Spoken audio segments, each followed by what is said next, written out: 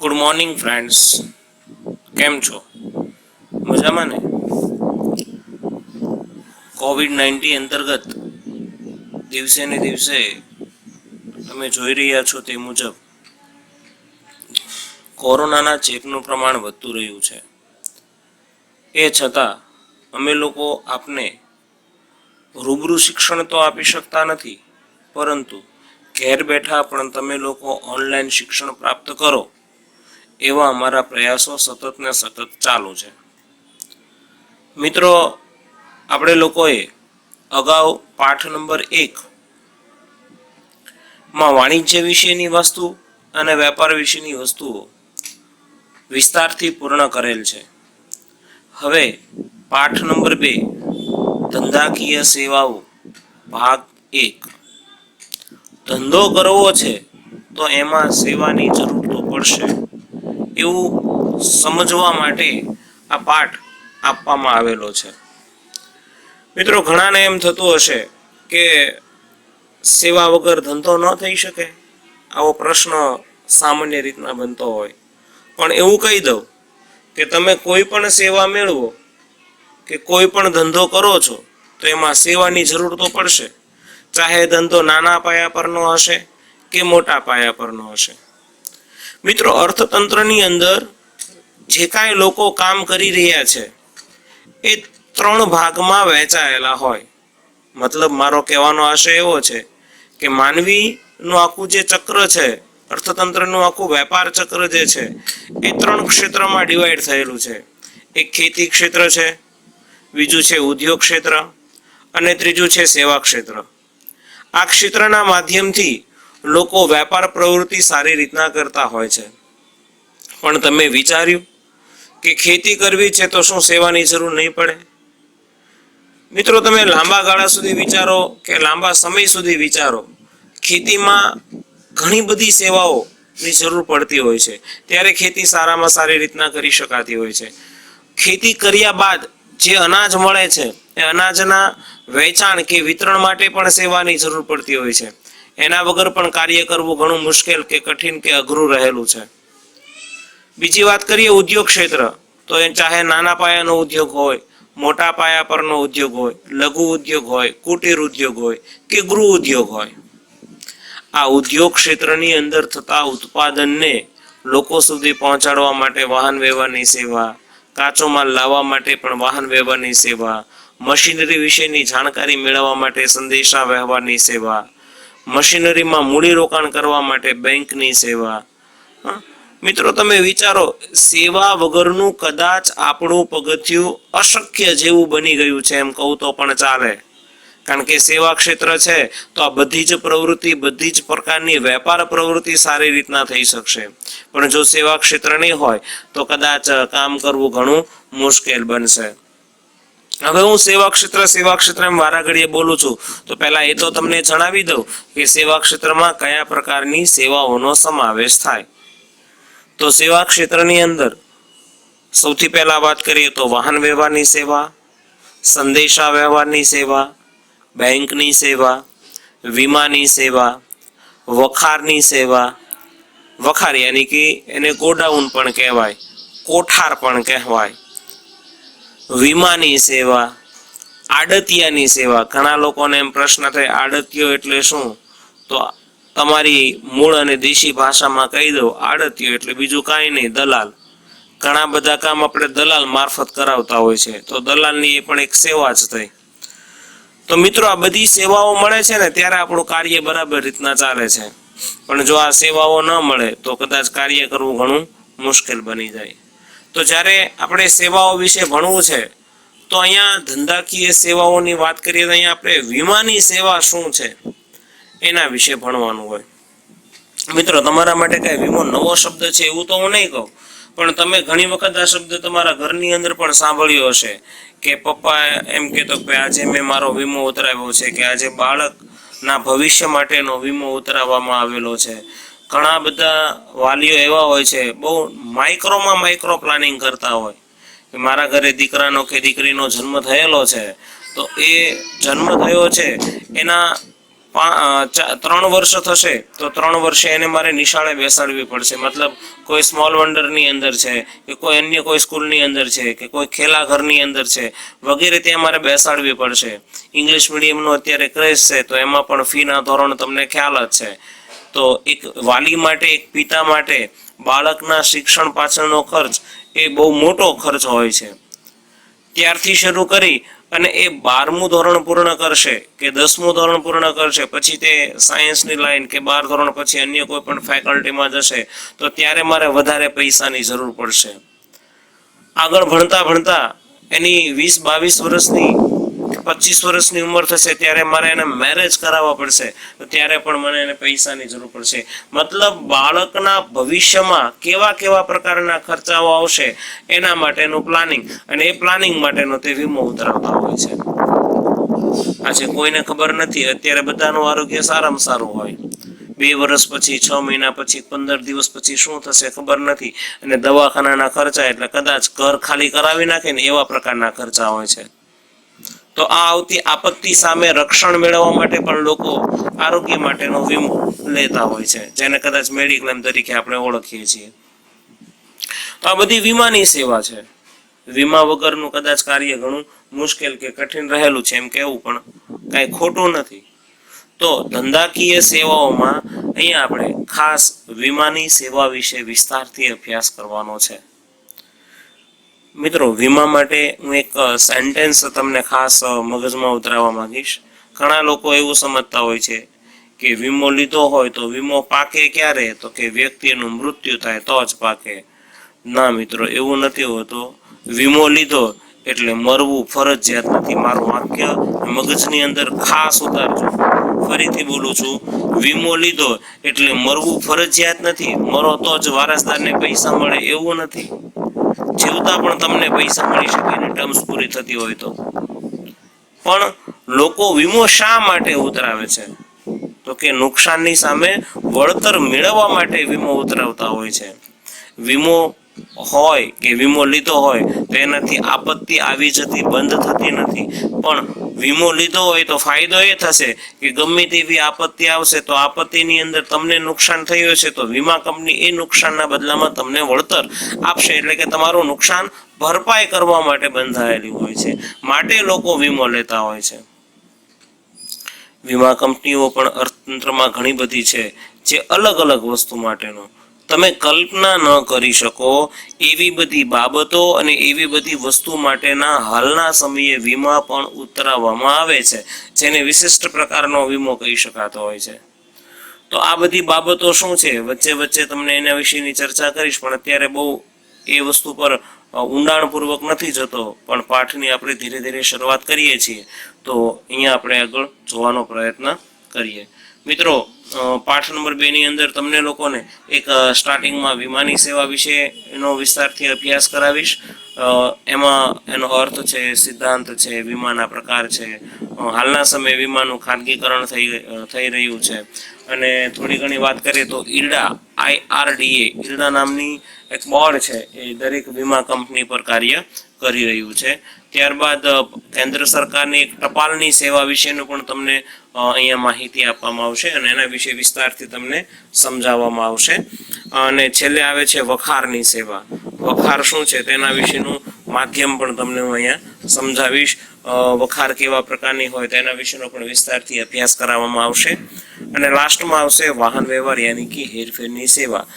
માલ સામાનને વાહન વ્યવહારના માધ્યમથી એક જગ્યાએથી બીજી જગ્યાએ જ્યારે હેરફેર કરી શકાતી હોય તો એમાં કયા પ્રકારના વાહન વ્યવહાર, મતલબ રેલવે માર્ગ છે, રસ્તા માર્ગ છે, હવાઈ માર્ગ છે, જળ માર્ગ છે, જમીન માર્ગ છે, વગેરે પ્રકારના માર્ગોનો એમાં સમાવેશ કરી શકાતો હોય. તો આ પ્રકારની બાબતો આપણે જોવાની છે અને એના વિશેનો વિસ્તારથી આપણે અભ્યાસ કરવાનો છે. તો મિત્રો, આપણે આગળ જોઈએ. બીજી એક વાત મિત્રો એ પણ તમને જણાવી દઉં કે તમે લોકોએ પહેલા પાઠની કદાચ પરીક્ષા, મતલબ એકમ કસોટી ટેસ્ટ 30 માર્કની યોજેલી હતી, તે જે ટેસ્ટ તમે લોકોએ આપી હશે અને લગભગ દરેકના પેપર પણ સારા ગયા હશે અને લોકોએ તૈયારી પણ સારી રીતના કરી હશે, એટલો મને અંદરથી નથી એટલો વિશ્વાસ છે. તમે લોકો ઘરે રહીને પણ સારી રીતના ભણતા હશો અને પરીક્ષા કે ટેસ્ટ પણ સારી રીતના આપતા હશો. છતાં એ અંતર્ગત કાંઈ પણ કન્ફ્યુઝન હોય તો તમે આપેલા નંબર મતલબ કે તમને જે કાંઈ એડમિશન વખતે નંબર આપેલો હોય તો એ પર સંપર્ક કરી અને તમે એનું સોલ્યુશન મેળવી શકો તેમ છો. મિત્રો હવે જોઈએ આપણે પાઠ આગળ.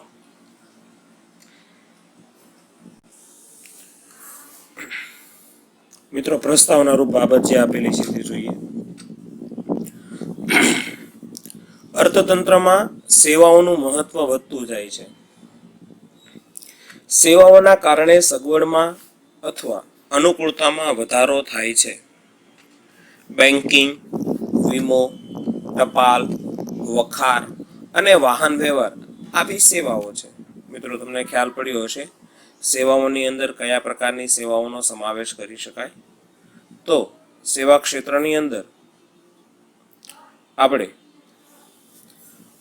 જે વાત કરી તે મુજબ અલગ અલગ પ્રકારની સેવાઓ, જેમાં બેન્કિંગની સેવા, વીમાની સેવા, વખારની સેવા, વાહન વ્યવહારની સેવા વગેરે પ્રકારની સેવાઓનો સમાવેશ કરવામાં આવે છે. આ સેવાઓ માત્ર વાણિજ્યના અંગ તરીકે વેપારને જ મદદ કરતા બનતી નથી, પરંતુ તેનાથી પણ આગળ વધીને ઉદ્યોગ, ખેતી અને તમામ ધંધાને મદદગાર બને છે. આપણે પહેલા પાઠની અંદર જોયું વાણિજ્ય એટલે કે વેપાર અને તેને સહાયક સેવાઓ.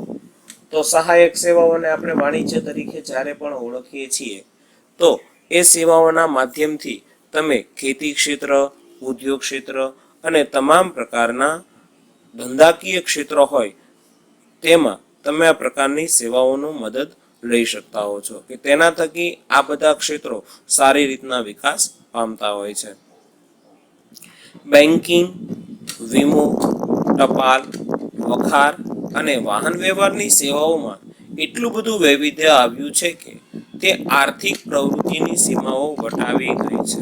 હું તમને એક સિમ્પલ પ્રશ્ન પૂછું. તમારા ઘરે જે કાંઈ ફ્રીજ વપરાતું હશે, રેફ્રિજરેટર, ચાહે એલજી કંપનીનું હશે, સેમસંગ કંપનીનું હશે, વોટ એવર ગમે કંપનીનું હશે, તે શું ભાવનગરની અંદર બન્યું હશે એવું તમને લાગે છે? નહીં ને. કદાચ એ રાજકોટની અંદર બન્યું હોય, દિલ્હીની અંદર બન્યું હોય, મહારાષ્ટ્રની અંદર બન્યું હોય, કોઈ પણ જગ્યાએ બન્યું હશે, પણ ત્યાંથી લઈ અને તમારા સુધી પહોંચ્યું છે. વિચારો, કઈ સેવાઓના માધ્યમથી તમારા સુધી પહોંચ્યું હશે ને. મેડ ઇન કોરિયા, કોરિયા દેશની અંદર બનેલી વસ્તુ તમારા સુધી પહોંચે છે, તો સેવા ક્ષેત્રનો ફાળો રહેલો છે. એટલે કીધું ને કે એને દેશ દુનિયાની સરહદ સીમાઓ વટાવી ચૂક્યું છે. એટલું બધું અંદર વૈવિધ્ય આવ્યું છે. તમે ઓનલાઈન કોઈ વસ્તુનો ઓર્ડર આપો છો, વધીને 24-48 કલાકમાં તમારા ઘર સુધી એ વસ્તુ પહોંચી જાય છે. આ વસ્તુ સેવા ક્ષેત્રને આભારી છે. એના થકી જ આ બાબતો શક્ય બનતી હોય છે, અન્યથા શક્ય બનાવી ઘણી મુશ્કેલ કે અઘરી રહેલી છે. તે કૌટુંબિક તથા સામાજિક વ્યવહારોની સેવાઓ પણ બની ગઈ છે. આધુનિક જમાનામાં આ સેવાઓના ક્ષેત્રે વિવિધતા અને વિશિષ્ટતા જોવા મળે છે. આ સંસ્થાઓ પરસ્પર અવલંબિત બની ગઈ છે.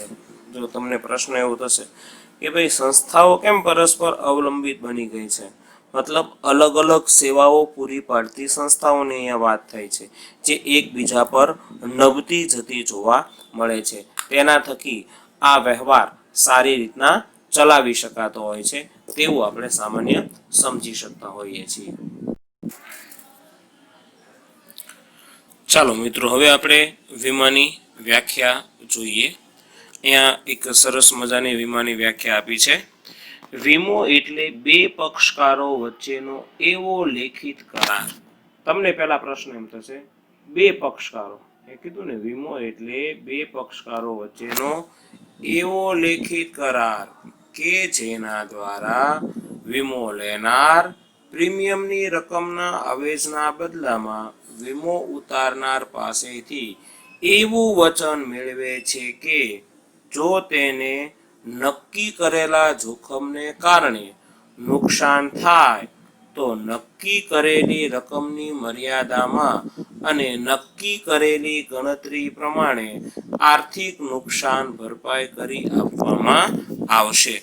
તો પહેલા તો દરેક લોકોની એક માનસિકતા હોય, આવડી મોટી વ્યાખ્યા જોઈને તો ઘણા તો ગભરાય છે. આવડી મોટી વ્યાખ્યા પાકી કરવાની, તો આપણી પાસે એક એની સરળ રીત છે. વ્યાખ્યાને થોડીક આપણે ટૂંકી કરી શકશું, પણ એની સમજણમાં કાંઈ ફેરફાર પડશે નહીં. તો સૌથી પહેલા તો આ વસ્તુ જે છે એ સમજી લો, શું કહેવા માંગે છે. વીમો એટલે બે પક્ષકારો. ઘણાને પ્રશ્ન એમ થાય, બે પક્ષકાર એટલે કયા? ક્રિકેટની રમત રમાતી હોય તો બે પક્ષકાર હોય, આપણે સમજી શકીએ. બે ટીમ હોય અને બે પક્ષકાર કહેવાય. પણ અહીંયા તો વીમાની અંદર બે પક્ષકાર, તો હું તમને સિમ્પલ રીતના સમજાવું. એક વીમો ઉતરાવનાર અને બીજું વીમો લેનાર. તો વીમો લે છે કોણ આપણી પાસે? ચલો વાયા મીડિયા એજન્ટ આવ્યો, વાત બરાબર, એજન્ટ આપણી પાસેથી વીમો મતલબ આપણને આપણો વીમો એ લે છે, પણ હકીકતમાં તો કોણ લેનાર છે? તો કે વીમા કંપની. એટલે વીમો લેનાર અને વીમો ઉતરાવનાર. ઉતરાવનાર હું કે તમે, આપણે વીમો ઉતરાવીએ છીએ, એટલે બે પક્ષકાર થયા. વીમો એટલે બે પક્ષકારો વચ્ચેનો એવો લેખિત કરાર. જો તમને સિમ્પલ વસ્તુ એક તો ખબર જ છે કે કોઈ વસ્તુ મૌખિક થશે ને, મૌખિક સૂચના અપાશે ને, તો એનો કોઈ એવિડન્સ નહીં બને. પણ આ તો ટર્મ્સ નક્કી થયેલી છે અને પૈસાની બાબત છે, તો એ લેખિત કરાર થાય તો જ વધારે અનુકૂળ સાબિત થાય, અન્યથા લોકોને તે અનુકૂળ રહેતું નથી. એટલે બે પક્ષકારો વચ્ચેનો એવો લેખિત કરાર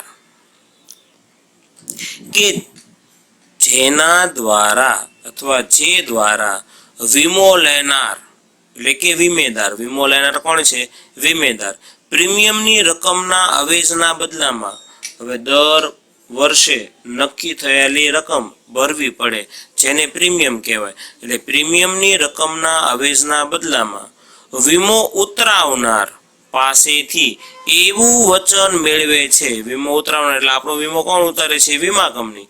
તો વીમા કંપની પાસેથી એવું વચન મેળવે છે કે જો તેને એટલે વીમો લેનારને નક્કી કરેલા જોખમને કારણે, હવે સમજો આગનો વીમો લીધો હોય તો આગથી નુકસાન થાય, જિંદગીનો વીમો લીધો હોય તો એ પ્રકારે, તો નક્કી કરેલા જોખમના કારણે નુકસાન થાય તો નક્કી કરેલી રકમની મર્યાદામાં, હવે સમજો કે 1 લાખ રૂપિયાનો વીમો લીધો હોય તો એને વળતર મળશે લાખ રૂપિયાની મર્યાદામાં જ વળતર મળશે. કે પછી નુકસાન 5 લાખનું થયું હોય તો 5 લાખ એને વળતર મળતું નથી.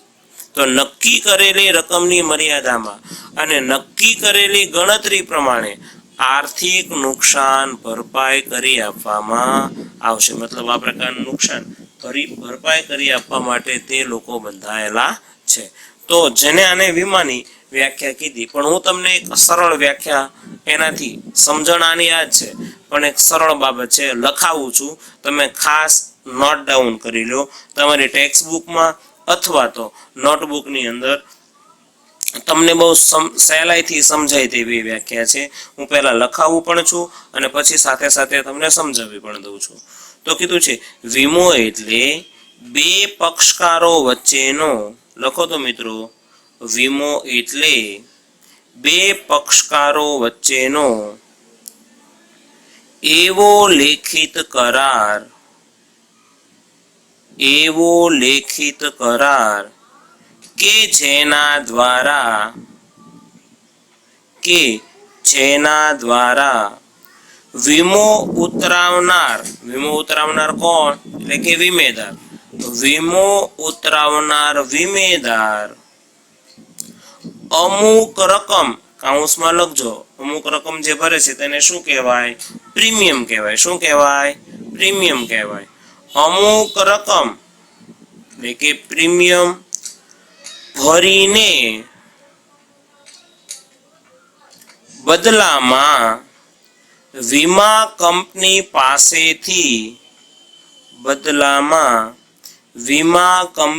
પાસેથી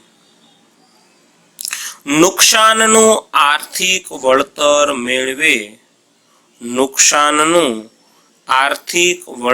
મેળવે તેને વીમો કહે છે.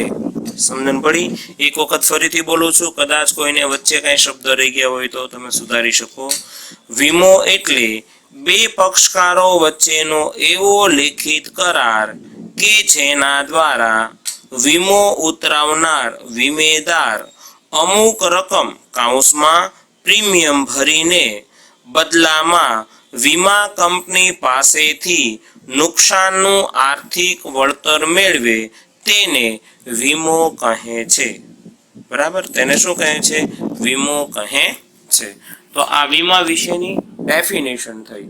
મિત્રો આગળ જોઈએ. બીજી એક વ્યાખ્યા આપી છે જે વીમા વિશેની નથી પરંતુ નવી વ્યાખ્યા છે, જેને વીમાની પોલિસી એટલે કે વીમા પોલિસી એટલે શું? ઘણા પોલિસી તો કે વીમા કંપની અને વ્યક્તિ વચ્ચેનો જે લેખિત કરાર થાય છે ને, લેખિત કરારને શું કહેવાય? વીમાની પોલિસી. તો જો અહીંયા વ્યાખ્યા આપેલી છે, ટીક કરજો. વીમાના લેખિત કરારને વીમાની પોલિસી તરીકે ઓળખવામાં આવે છે. ફરીથી બોલું છું, વીમાના લેખિત કરારને વીમાની પોલિસી તરીકે ઓળખવામાં આવે છે. મિત્રો આગળ તમને કહું, એક પ્રીમિયમ ઉપર શબ્દ આવ્યો હતો, તો પ્રીમિયમની વ્યાખ્યા પણ તમે લોકો સહેજ લખી લો, તમને ખ્યાલ પડે કોને પ્રીમિયમ કહેવાય.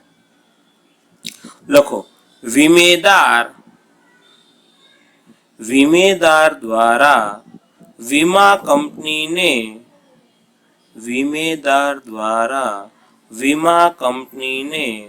ચૂકવાતી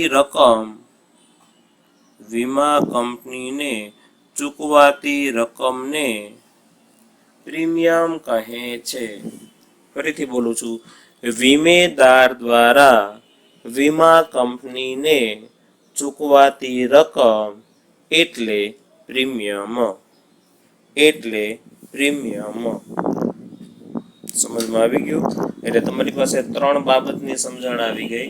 એક વીમો કોને કહેવાય, બીજું વીમા પોલિસી કોને કહેવાય, અને ત્રીજું વીમા પ્રીમિયમ. હવે જોઈએ, વીમો જોખમો દૂર કરતો નથી પરંતુ જોખમથી પેદા થતા આર્થિક નુકસાનનું વળતર આપે છે. મિત્રો આ વાક્યને મગજમાં તમારે ફસાવી દેવાનું છે. ઘણા લોકો એવું કે ભાઈ મારા મકાનનો વીમો છે, કદાચ ભૂકંપ આવે અને મકાન પડી જાય તો મને વીમા કંપની પૈસા આપી દેશે. 100% વાત બરાબર, કારણ કે તમે તમારા મકાનનો વીમો લીધો છે. વીમા કંપની તમને એ મકાનનું વળતર આપશે. વીમા કંપની તમને એ મકાનનું શું આપશે? વળતર આપશે. આ બાબતને સમજો.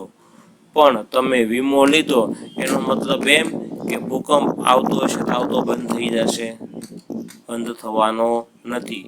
એ તો જે કુદરતી આપત્તિ જે આવવાની છે તે આવવાની છે, એની સામે પણ આ તો પાણી પેડાની પાળ છે કે કદાચ નુકસાન થાય તો ત્યારે એટલા બધા પૈસા ક્યાંથી કાઢવા? તો કે વીમા કંપની આપશે તો ફરી પાછું આપણું એ વસ્તુ બની જશે.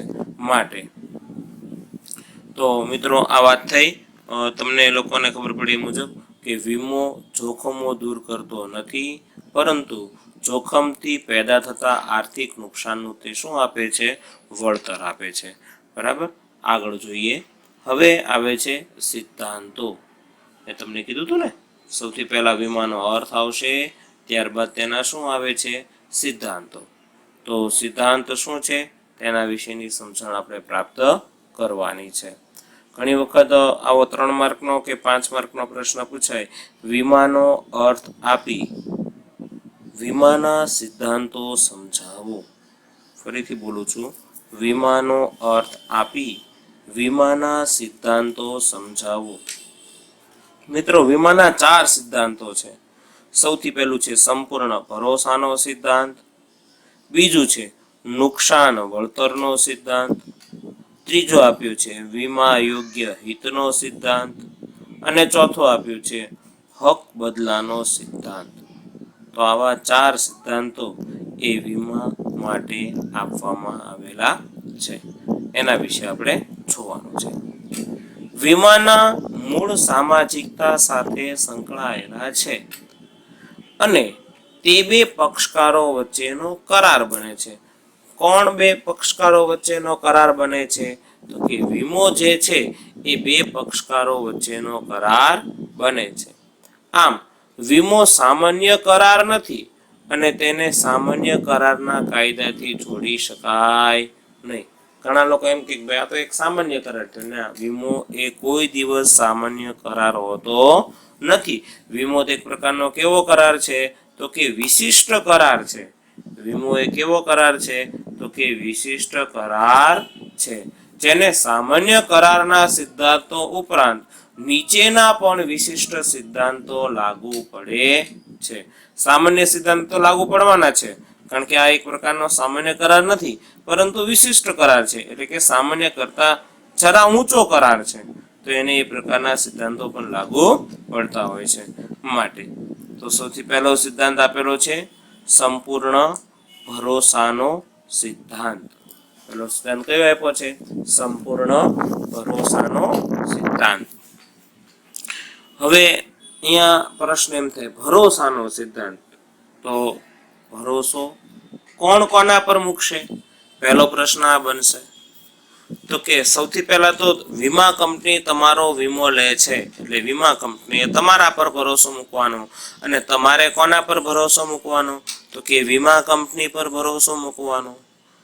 મિત્રો, એક સૂચના છે, એક સમજણ છે, ખાસ બરાબર યાદ રાખજો. તમે જ્યારે પણ વીમો લ્યો ને, તો કોઈ દિવસ ખોટું બોલીને વીમો ન લેતા. જે હોય સત્ય કહીને વીમો લેશો ને તો ભવિષ્યમાં તકલીફ નહીં પડે.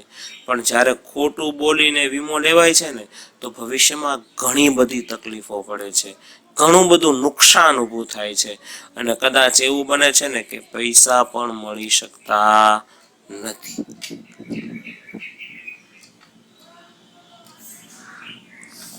તો આપણે સૌથી પહેલા જોવાનું છે સંપૂર્ણ ભરોસાનો સિદ્ધાંત. વીમાના કરારનો હેતુ નફો મેળવવાનો ક્યારે ન હોઈ શકે. વીમાના કરારનો હેતુ નુકસાનનું આર્થિક વળતર મેળવવાનો છે. ઠીક કરજો, વીમા કરારનો હેતુ શું હોય છે? તો કે વીમા કરારનો હેતુ નુકસાનનું આર્થિક વળતર મેળવવાનો છે. કોઈ પણ વીમા કરાર કરો તો એનો હેતુ શું? તો કે જે કાંઈ નુકસાન થાય એ નુકસાનનું આર્થિક વળતર મેળવવું, એ તેનો હેતુ રહેલો છે. વીમાનું મૂળભૂત અભિગમ સામાજિક છે. વીમાનું મૂળભૂત અભિગમ શું છે? સામાજિક. હવે ઘણા લોકોને પ્રશ્ન એમ થાય કે ભાઈ વીમાનો મૂળભૂત અભિગમ સામાજિક નહીં, હું તો આર્થિક માનું, કારણ કે પૈસા. ના, પૈસા પછીની વસ્તુ છે. પહેલા તો સમાજ જીવનના વ્યક્તિઓ માટેનો છે, સમાજની વચ્ચે જે કાંઈ વ્યક્તિ રહેલા છે એવા લોકો માટેનો છે. માટે તેનો જે મૂળભૂત બાબત જે કીધી છે ને, એ મૂળભૂત અભિગમ તેનો કેવો છે? સામાજિક છે. અને એ વાત 100% સાચી પણ છે કે વીમાનો મૂળભૂત અભિગમ એ સામાજિક છે. આથી વીમા કરારના પક્ષકારોએ પરસ્પર સંપૂર્ણ ભરોસો મૂકવાનો છે. પરસ્પર એટલે બંને એકબીજા પર. બંને એટલે કોણ? તો કે વીમા કંપની વીમેદાર ઉપર અને વીમેદારે વીમા કંપની ઉપર. આથી વીમા કરારના પક્ષકારોએ પરસ્પર સંપૂર્ણ ભરોસો મૂકવાનો છે. કરાર કરતી વખતે બંને પક્ષકારોએ પરસ્પરને જરૂરી હોય તેવી વીમા વસ્તુ અંગેની બધી જ માહિતી આપવાની છે. ફરીથી બોલું છું, કરાર કરતી વખતે એટલે કે વીમા કંપની તમારી સાથે જ્યારે પણ કરાર કરે છે, તો કરાર કરતી વખતે બંને પક્ષકારો એટલે વીમા કંપનીએ તમને અને તમારે વીમા કંપનીને પક્ષકારોએ પરસ્પરને જરૂરી હોય તેવી વીમા વસ્તુ અંગેની બધી જ માહિતી આપવાની છે. વીમો લેતી વખતે માહિતી પૂછવામાં ન આવી હોય છતાં જો કરાર ઉપર અસર કરતા હોય તો એક પક્ષે બીજા પક્ષને આપવાની હોય છે. હવે સમજો, હું તમને સિમ્પલ વસ્તુ સમજાવું. સમજો કે હું કોઈ આરોગ્ય માટેનો મારા ફેમિલીનો વીમો લઉં છું, તો મારે મારા ફેમિલીના સભ્યોની બધી ડિટેલ વીમા કંપની પૂછે કે ન પૂછે, સામેથી જણાવી દેવી જોઈએ. જેમ કે મારા ફેમિલીની અંદર મારા માતૃશ્રીને સમજો કે બાયપાસ સર્જરી કરાવેલ છે, તો મારે વીમા કંપનીને બાયપાસ સર્જરી વિશેની માહિતી આપવી પડશે કે ભાઈ જેને બાયપાસ કરાવેલ છે અને આ તકલીફ છે, તો વીમા કંપની મને વીમો આપવાની ના નહીં પાડે, વીમો આપશે, પણ એ તકલીફને ડિક્લેરેશન કરીને વીમો આપશે, જેથી કરીને ભવિષ્યમાં કાંઈ તકલીફ ઊભી થાય ત્યારે વીમો પાસ ન થાય તેવું બને નહીં. તો આ બધી બાબતો અંતર્ગતની ઝીણી ઝીણી બાબતો ધ્યાનમાં રાખવી જરૂરી બને છે. વીમા વસ્તુ અંગેની બધી જ માહિતી આપવાની છે. વીમો લેતી વખતે માહિતી પૂછવામાં ન આવી હોય છતાં જો કરાર ઉપર અસર કરતા હોય તો એક પક્ષે બીજા પક્ષને આપવાની હોય છે.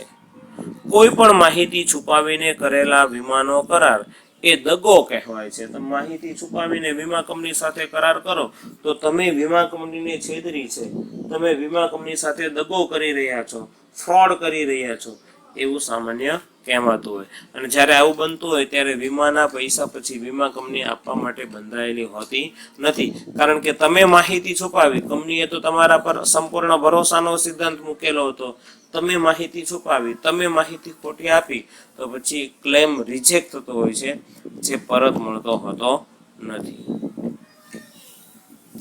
તો આ વાત જે કરીએ છીએ, જે આપણે વીમાના આ એક સંપૂર્ણ ભરોસાના સિદ્ધાંત વિશેની વાત આપણે કરી.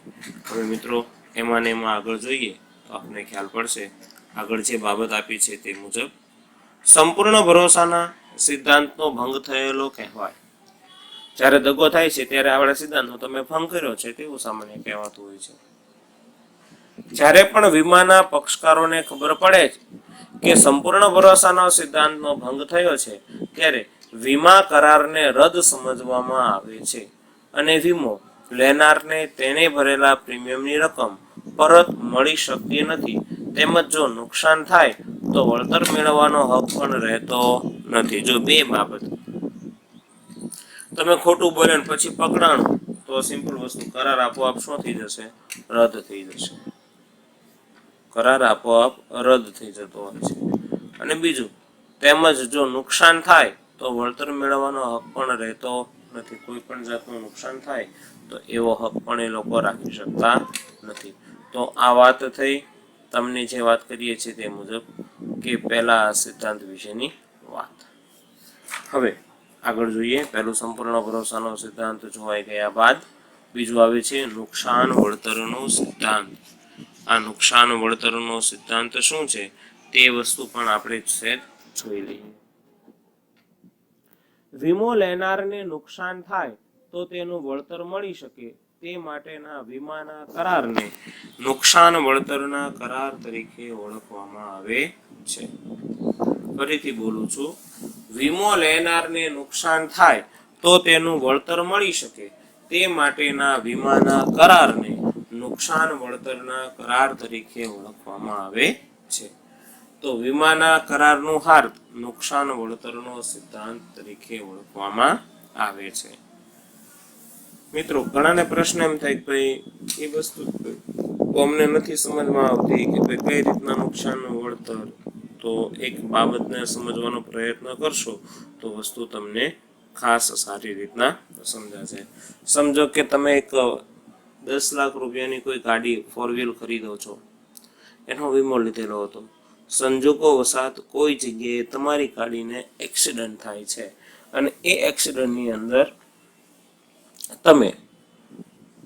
તમારી ગાડીમાં લગભગ ખાસું એવું નુકસાન થાય છે. સમજો કે 1 લાખ રૂપિયાનું નુકસાન થયું. કંપનીમાં ગાડી મૂકો છો, એ વસ્તુ તમે સોલ્વ કરાવો છો, કંપની વાળા જ તમને ક્લેમ કરી આપે છે, ક્લેમ કરો છો એટલે તરત જ તમારાથી આ વસ્તુ સહેલાઈથી તૈયાર થઈ જતી હોય છે. તો અહીંયા જે કીધું એ મુજબ કે વીમા કરારનું હાથ નુકસાન વળતરનો સિદ્ધાંત છે.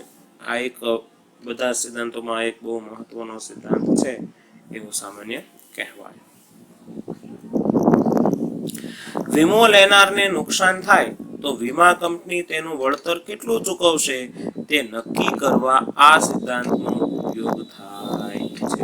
કયા સિદ્ધાંતની વાત થઈ? નુકસાન વળતરના સિદ્ધાંત. તો કે વીમા લેનારને નુકસાન થાય તો વીમા કંપની તેનું વળતર કેટલું ચૂકવશે તે નક્કી કરવાના આ સિદ્ધાંતને નુકસાન વળતરના સિદ્ધાંત તરીકે ઓળખવામાં આવે છે. વીમો ઉતરાવનાર તેને થયેલું નુકસાનનું વળતર જ મેળવી શકે છે, તે નફો કરી શકતો નથી. વળતર મેળવી શકે પણ નફો ન કરી શકે. એટલે કે તમારે કંપની તમારા પર ભરોસો મૂકે છે તો તમારે જે બાબત બની હોય તે સત્ય જણાવવાની, ખોટા બિલ રજૂ કરવાના નથી કે વગેરે વસ્તુ ખોટો નફો પણ દર્શાવવાનો નથી. અર્થાત નુકસાન થયું હોય તો તેનાથી વધુ રકમ નુકસાનના વળતર તરીકે મેળવી શકતો નથી. જેટલું નુકસાન થયું એટલું જ તે મળે, એનાથી વધારે મળી શકતું નથી.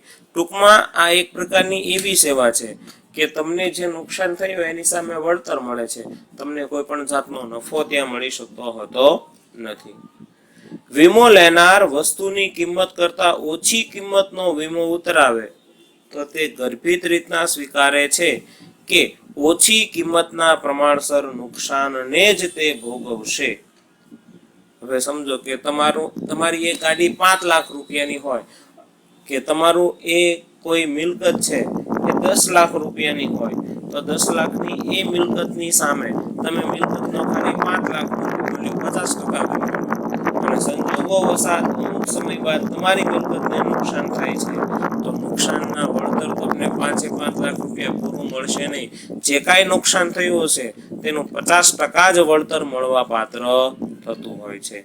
તો આવી વસ્તુનો ખાસ ધ્યાન રાખવું તો તમને એના વિશેનો ખ્યાલ આવી શકે. તો અહીંયા આપણે એ વસ્તુ પણ જોવાની છે કે વીમો લેનાર વસ્તુની કિંમત કરતા ઓછી કિંમતનો વીમો ઉતરાવે તો તે ગર્ભિત રીતના સ્વીકારે છે કે ઓછી કિંમતના પ્રમાણસર જ તે નુકસાન ભોગવશે, એનાથી વધારે તે નુકસાન ભોગવશે નહીં. હવે નીચે ઉદાહરણ આપેલા છે, ઉદાહરણના માધ્યમથી તમે એ વસ્તુ સમજશો તો પણ તમને એનો વિશેષ વધારે ખ્યાલ આવશે. એક વ્યક્તિએ તેની રૂપિયા 5 લાખની વસ્તુનો રૂપિયા 3 લાખનો વીમો ઉતરાવે છે. વસ્તુ એની કેટલી છે? 5 લાખ રૂપિયા, એનું મૂલ્ય વસ્તુનું 5 લાખ રૂપિયા છે, પણ તેને વીમો ઉતરાવ્યો ખાલી કેટલો? 3 લાખ રૂપિયાનો. પરંતુ વસ્તુ સંપૂર્ણ નાશ પામતા તેને વધુમાં વધુ કેટલા રૂપિયા મળશે? 3 લાખ રૂપિયા મળશે, એનાથી વધારે મળશે નહીં. હવે ઘણાને પ્રશ્ન એમ થાય 3 લાખ કેમ? અમારી વસ્તુ તો 5 લાખની હતી, પૂરેપૂરી નુકસાન પામી, તો 5 લાખ અમને ન મળવા જોઈએ? ના, એ તમારી ગેરસમજ છે. 5 લાખ એટલે નથી મળતા કારણ કે તમે વીમો કેટલાનો લીધો છે? 3 લાખનો. જેટલો વીમો લ્યો છો એ પ્રમાણે જ વળતર મળે છે, એનાથી વધુ વળતર મળી શકતું નથી. આ વસ્તુ ખાસ ધ્યાન રાખવાની કે એની મિલકત હતી 5 લાખ રૂપિયાની, તેને વીમો લીધો 3 લાખનો. હવે એ મિલકત સંપૂર્ણ રીતના નાશ પામી તો તેને 5 લાખ મળે કે 3 લાખ મળે? આ વસ્તુ ખાસ ધ્યાનમાં રાખવાની, તમે પણ સમજી શકો એવી જ આ બાબત છે. બીજું, એક વસ્તુની કિંમત રૂપિયા 5 લાખ છે પરંતુ તેનો 3 લાખનો વીમો લેવામાં આવ્યો હોય અને તે વસ્તુ આંશિક રીતના નુકસાન, સમજો કે 5 લાખની વસ્તુમાં નુકસાન 2 લાખનું થાય છે તો તમે 50% રકમનો વીમો લીધો હતો તો 2 લાખના 50% એટલે કે તમને 1 લાખ રૂપિયા મળવા પાત્ર થતા હોય છે, એનાથી વધારે મળવા પાત્ર થતું નથી. તો અહીંયા જો કીધું છે કે 2 લાખનું નુકસાન થાય તો ઉતરાવેલ વીમાની રકમના પ્રમાણસર વળતર તમને મળવા પાત્ર થતું હોય છે. તમે 3 લાખનો 5 લાખની મિલકત હતી, તમે 3 લાખનો વીમો લીધો અને તમને 2 લાખનું નુકસાન થયું છે, યાની કે તમને હું ગણું તે મુજબ સંભવતઃ જે કાંઈ નુકસાન થયું છે લગભગ 40% જેવું નુકસાન થયું છે. તો 3 લાખના 40% એટલે કે 1,20,000 રૂપિયા થાય છે. એ 1,20,000 રૂપિયા તમને ત્યાં વળતર તરીકે મળવા પાત્ર બનતા હોય છે, એનાથી વિશેષ કે વધારે કાંઈ વળતર મળી શકતું નથી હોતું. ત્રીજી કન્ડિશન આપી છે, વસ્તુની કિંમત રૂપિયા 5 લાખ છે, તેનો વીમો 5 લાખનો ઉતરાવ્યો છે અને વસ્તુ સંપૂર્ણ નાશ પામે છે તો કેટલો મળે છે? તો કે વીમા કંપની પૂરેપૂરું 5 લાખ રૂપિયાનું વળતર આપવા બંધાયેલી છે. એટલે જો તમારી સમક્ષ 3 પ્રકારના ઉદાહરણ આપ્યા. પહેલા ઉદાહરણમાં એમ કીધું કિંમત મિલકતની 5 લાખ રૂપિયા, વીમો લીધો 3 લાખનો અને મિલકત પૂરેપૂરી નાશ પામી, 3 લાખ જ મળે, 5 લાખ પૂરેપૂરા મળે નહીં. બીજામાં એવું કીધું મિલકતની કિંમત 5 લાખ રૂપિયા, તમે વીમો લીધો 3 લાખનો અને નુકસાન થાય છે 2 લાખનું, તો તમે 5 લાખની મિલકત હતી ને વીમો કેટલો લીધો? 3 લાખનો લીધો ને, અને નુકસાન તમને જે થાય છે એ 2 લાખનું થાય છે, તો તમને જે આંશિક રૂપે નુકસાન થાય છે તે અંતર્ગત તમને વળતર પણ એ જ પ્રમાણે મળતું હોય છે. એટલે કે તમને 2 લાખનું પૂરેપૂરું નહીં, પરંતુ સમથિંગ 1,20,000 રૂપિયા જેટલું વળતર મળવા પાત્ર થતું હોય છે. અને ત્રીજું કીધું કે ભાઈ મિલકતની કિંમત 5 લાખ રૂપિયા હોય, વીમો 5 લાખનો ઉતરાવીએ અને મિલકત પૂરેપૂરી નાશ પામી જાય, તો એટલું ધ્યાન રાખવાનું કે ત્યાં તમને પૂરેપૂરા 5 લાખનું વળતર મળતું હોય છે. એટલે આ નુકસાન વળતરના સિદ્ધાંતમાં મારે તમને ખાસ વસ્તુ એ જ કહેવાની છે કે નુકસાન જે થાય છે એ પ્રમાણેનું વળતર મળે છે. બીજું તમને ખાસ જણાવી દઉં કે તમને વળતર મળી ગયા બાદ એ મિલકતનો હક પછી તમારો રહેતો નથી, એ મિલકતનો હક વીમા કંપનીનો થઈ જતો હોય છે. તો આ રીતના તમે લોકોએ 2 પ્રકારના જે સિદ્ધાંતો હતા એ સિદ્ધાંતોનો અહીંયા મેં તમને અભ્યાસ કરાવ્યો છે.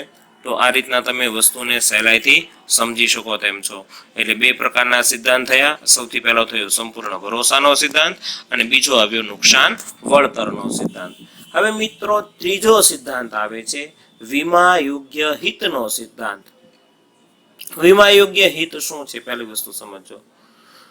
વીમા યોગ્ય હિતનો સિદ્ધાંત એટલે વીમો લેનારને વીમા વસ્તુમાં આર્થિક હિત હોવું જોઈએ. જે વીમો લે છે તેને વીમા વસ્તુની અંદર આર્થિક હિત હોવું જરૂરી છે. હું તમને એક સિમ્પલ વસ્તુ કહું. મિલકત મારી હોય, સમજો કે મકાન મારો છે, મારા નામનું છે, મારું પોતાનું છે, તો મારા મકાનનો વીમો મારો પાડોશી લઈ શકે? ન લઈ શકે. શું કામ? તો કે મારા મકાનમાં મારું આર્થિક હિત હોય, મારા પાડોશીનું આર્થિક હિત હોતું નથી. એટલે જો નીચે સમજાવે છે, મકાન માલિકને મકાનમાં આર્થિક હિત હોય, જ્યારે ભાડુઆતને મકાનમાં આર્થિક હિત ન હોય. એટલે ભાડુઆત વીમો લઈ શકતો નથી, પણ મકાન માલિક તરીકે હું મારા મકાનનો મારે જે કાંઈ વીમો લેવો હોય તે લઈ શકતો હોઉં છું. તો ત્રીજો સિદ્ધાંત આવ્યો વીમા યોગ્ય હિતનો સિદ્ધાંત. ચોથો સિદ્ધાંત આવે છે હક બદલાનો સિદ્ધાંત. જ્યારે વીમા યોગ્ય વસ્તુનો વીમો લેવામાં આવે અને તે નાશ પામે, વીમા કંપની તેનું વળતર ચૂકવે, ત્યારે નાશ પામેલી વસ્તુની માલિકીનો હક કોનો બને છે? વીમા કંપનીનો બને છે. કારણ કે ત્યાં તમને પૈસા મળી ગયા તો પછી તમારે મિલકતનું માલિક કોણ બની જાય છે? તો કે વીમા કંપની બની જતી હોય છે. તો ટીક કરજો. જ્યારે વીમા યોગ્ય વસ્તુનો વીમો લેવામાં આવે અને તે વસ્તુ નાશ પામે, વીમા કંપની તેનું વળતર પણ ચૂકવે, ત્યારે નાશ પામેલી વસ્તુની માલિકી કોની બને છે? વીમા કંપનીની બને છે. તેના ઉપર મૂળ માલિકનો હક રહેતો નથી. આ બાબત પાછું કોનામાં લાગુ પડતું નથી? તો કે જિંદગીના સામાન્ય વીમામાં જ આ વસ્તુ લાગુ પડે છે. જિંદગીના વીમામાં આ પ્રકારની કોઈ પણ વસ્તુ લાગુ પડતી નથી. તો તમે જોયું એ પ્રકારે તમને 4 પ્રકારના સિદ્ધાંતો આજે મેં તમને સમજાવ્યા. સૌથી પહેલું આવ્યું સંપૂર્ણ ભરોસાનો સિદ્ધાંત, બીજું આવ્યું નુકસાન વળતરનો સિદ્ધાંત, ત્રીજી બાબત આવી વીમા યોગ્ય હિતનો સિદ્ધાંત અને ચોથી બાબત આવી હક બદલાનો સિદ્ધાંત. તો મિત્રો તમે લોકોએ આજે જે પ્રશ્ન આપણો હતો એ પ્રશ્ન મુજબ વીમો એટલે શું, વીમાના સિદ્ધાંતો સમજાવો. તો વીમાનો અર્થ પણ તમે લોકોએ તૈયાર કર્યો હશે, મેં કીધું તે પ્રમાણે લખ્યો હશે. ત્યારબાદ મેં તમને વીમા પોલિસી કોને કહેવાય તેના વિશેની સમજણ આપી, પ્રીમિયમ કોને કહેવાય તે પણ જણાવ્યું, અને ત્યારબાદ આપણે 4 સિદ્ધાંતો જોયા, જેમાં સંપૂર્ણ ભરોસાનો સિદ્ધાંત, નુકસાન વળતરનો સિદ્ધાંત, વીમા યોગ્ય હિતનો સિદ્ધાંત અને હક બદલાનો સિદ્ધાંત. તો આજના લેક્ચરમાં આટલું રાખીએ. બાકીની ચર્ચા આપણે નેક્સ્ટ ટાઈમના લેક્ચરમાં કરીશું. આભાર.